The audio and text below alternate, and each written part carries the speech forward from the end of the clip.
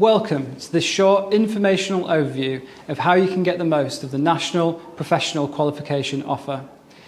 During this recording, you'll find references to our PDF booklet, which is a great resource to work from, and it will complement the content of this session. Now, the aim of this session is to highlight the different ways in which the NPQs can feed into your wider school improvement, effective implementation planning, and self-evaluation. Pathfinder Teaching School Hub is proud to cover the region of Rydale, Scarborough and York, where our goal is to be a central point of contact for teacher training and development linked to the golden thread of NPQs, CPD, ECF, AB and ICT. Our aim is that by working together across the region, we can enable every young person to go on to receive a world-class start in life. So far, we're proud that we've engaged with over 80% of the settings in our region, with over 400 participants on one of our NPQ programmes. But if we want this offer to be fully realised and impactful, we need to begin to fully feed this into everything else that we do in our settings. So, and spoiler alert, here are my top tips which I'll unpack in this session. Number one, when supporting staff to pick the right NPQ, go with what will either support them in their role right now or what will support them in the role that they're ready to progress into. Number two, the more you know about each NPQ curriculum, the more effective you will be at feeding this into your wider implementation work.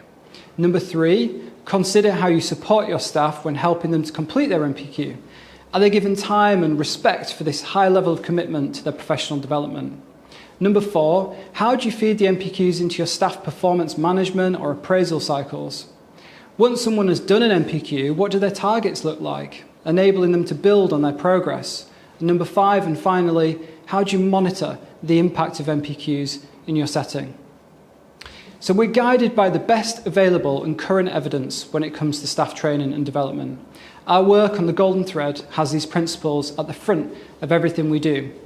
Effective training and development means nurturing the skills and knowledge already in place, motivating individuals to set and reach their goals, developed through deliberate practice over time and embedding new ways of working into systems and, crucially, habits.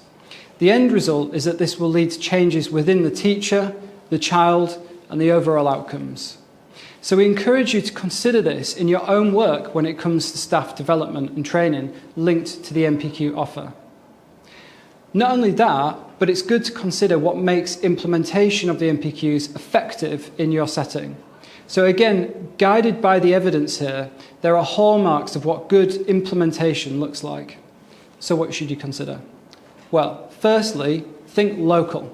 Consider the learning from each NPQ and how it could be tailored to meet the needs of the individual staff and young people in your community. Each NPQ will carry a wide spread of knowledge. So use our PDF resource linked to this video to review the courses in each NPQ and how these can be brought into the work you're already doing. Second, don't reinvent the wheel. Always think of implementation as part of a cycle that sometimes you have to run current plans or ideas down so that they no longer happen before bringing in a fresh plan. When doing this, consider how the staff learning from an NPQ can be managed carefully within this. So put simply, how can a member of staff doing an NPQ support you in your current or future plans? And third and finally, if you want staff to be really successful in their NPQ, give them time to make the most of the programme. So this means, for example, allowing them to go to the conference or in-person sessions, where possible supporting them in their assessment period, asking them how their NPQ is going and or facilitating opportunities for them to share their learning with you or the school. This way you'll empower and support them and help them get the most out of their NPQ for your school. And the recent Ofsted report into professional development found that at its best, professional development is effective when done locally and where possible in person or with external support, and that crucially staff need to feel they're given time and status that they deserve to commit to their course. Another piece of research worth mentioning is the recent YouGov poll commissioned by Ambition Institute, which looked into the experience of the ECF.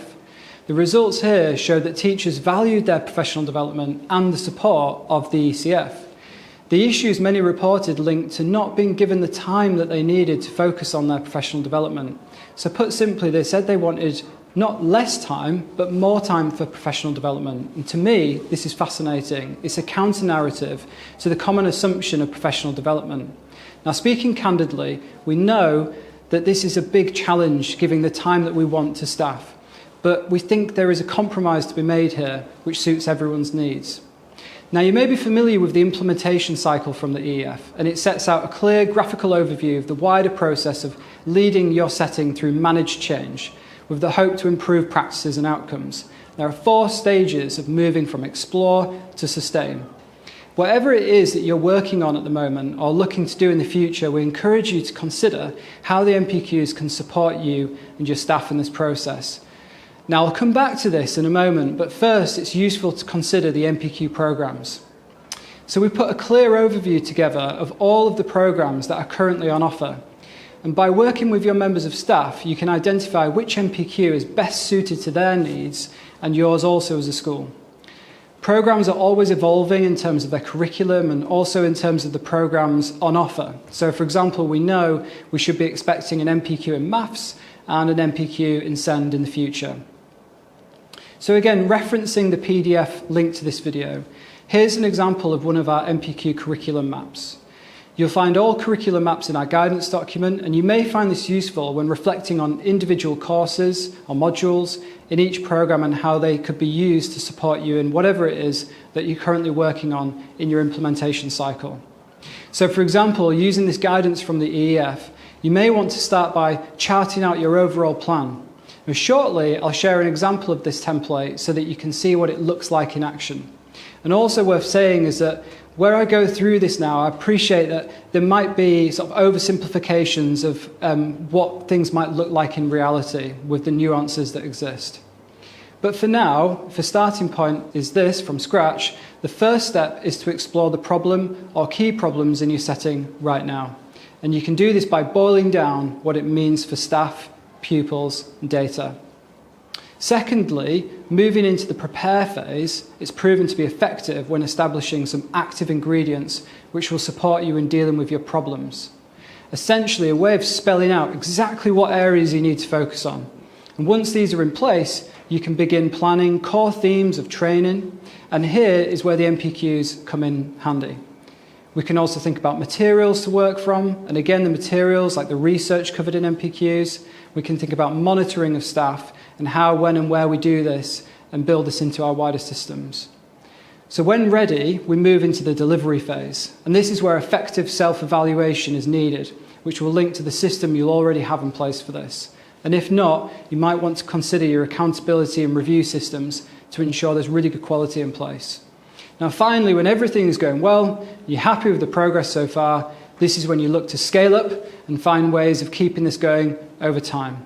So here's an example of that. And again, knowing in reality that things are a bit more nuanced than what we present here.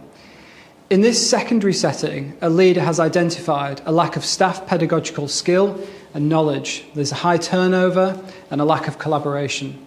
So in terms of pupils, outcomes are low, and there's a gap between disadvantaged and non-disadvantaged pupils, which is getting bigger.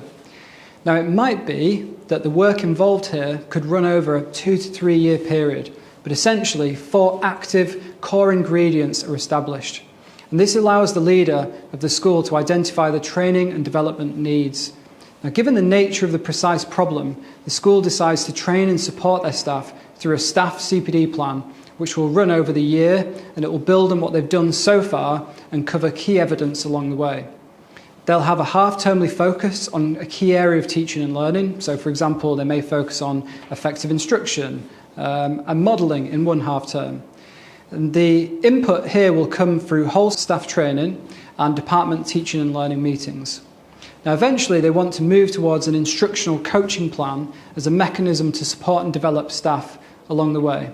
To get there, they'll begin by putting the staff together in threes for at least one competent and experienced member of staff per trio. Now, they also plan on ensuring that the head of department gets a weekly or bi-weekly meeting slot with their line manager. Here, the line manager will coach the head of department and enable them to work effectively with their own team. Now, it's found that the NPQ for leading teaching will be really useful to upskill less competent staff in particular with the courses such as modules on subject and curriculum, instruction and how people learn. Now, furthermore, they've identified that the colleague leading on staff development should do the NPQ in leading teacher development. And they're hopeful that the more this member of staff knows here, the more they can continue to build and refine their staff CPD plan over time. They also plan on promoting this NPQ to those who lead on or mentor ITTs and ECTs. And we can assume this is because they want to distribute their knowledge and skills linked to effective teaching and learning at every level as they manage their staff pipelines. Now, in this example, the head teacher has also decided to put themselves on the NPQ for headship, and that's to support them in their wider plan and personal professional progression. Now, the materials and learning from the NPQ programmes will cover areas such as segmenting learning, mechanisms of professional development and enabling conditions. And these are just some of the course materials that will support the school's active ingredients. And we can see that over time, this plan begins to be effective. The leader looks to build this into their continued practice by doing little but significant things, such as celebrating staff achievements linked to their NPQ outcomes and feeding this into wider staff development cycles, finding ways of staff being able to drop useful learning resources from the NPQs into a shared drive. The leadership has also established how members of staff who've done their NPQs can begin to contribute more to where they wish to go next with the instructional coaching model and the work on adaptive teaching. Now that they know who has done what, they have a sense of their level of knowledge and skill across staff, and this can be mapped against staff progress tracking and monitoring systems. So ultimately, it comes back to this. We need to know each NPQ, who it's suitable for, and how it can help you in your school. The clearer you are with your staff on what career progression in your school or trust looks like, the more empowered they will be to develop in line with their interests and values, as well as your school values. We know that staff appreciate CPD when they know what it is for, how it benefits them, and how it will benefit their young people. So building on this, when thinking about staff NPQ choices, it could be useful to work from a grading or matrix system such as this. We recommend basing an NPQ choice on what will really benefit the member of staff right now or in the future. So for example, if you have a member of staff who you would like to get better help and support for in their role right now, choose the NPQ linked to what they're doing right now. If you have a member of staff and a clear progression route for them in mind, choose the NPQ for what supports them in their progression for what they're going to move into in the future. By getting this right, you're matching the correct NPQ to the person, which will help them in development, and also your wider interests as a school or setting. So the choice of NPQ is to do with what best suits your needs and the school or the setting's needs as well. And this allows effective decision making and consideration of the wider interests as a whole. In addition to this, how do you manage performance management in your setting or staff appraisal? We hear from lots of leaders how they use NPQs as evidence against staff progress when it comes to their review. And that's good. And have you also considered how you keep this going beyond the staff completion of an NPQ? Take time to reflect on what their next target could look like. So for example, if they've completed the NPQ LTD, do they now have a target linked to their work as an ITT mentor or an ECT mentor? What's the logical next step for them here? So finally, we also always encourage you to monitor and measure the impact of each NPQ in your setting. As well as being linked to the examples given earlier, you can do this through self-evaluation processes. Here's an example of NPQ LTD and some questions to guide you in measuring any impact of the qualification on your wider school or setting. You'll find question prompts like these in our supporting PDF. We've also included tips on what to consider when it comes to supporting evidence to back up your analysis of the impact. Now remember that this all feeds back into what was mentioned earlier with the implementation cycle. Scaling up and sustaining a plan means effective evaluation of the work done to date. So we therefore encourage you to begin feeding this into your routines and habits here. So as I come down to land on this session, here's my final reminder of what to consider. Number one, when supporting staff to pick the right NPQ, go with what will either support them in their role right now or what will support them in their role in the future. Number 2, the more you know about each NPQ curriculum, the more effective you will be at feeding this into your wider implementation work.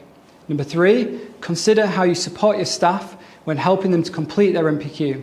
Are they given time and respect for this high level of commitment to their own professional development? Number 4, how do you feed the NPQs into your staff performance, management or appraisal cycles? Once someone has done the NPQ, what do their targets look like, enabling them to build on their progress? Number 5, and finally, how do you monitor the impact of NPQs in your setting? So thank you for watching, and I hope you found this useful. Don't forget to check out our full guidance document, which complements this recorded session. We're always keen to hear your thoughts and answer any questions, so please don't hesitate to get in touch. Thank you.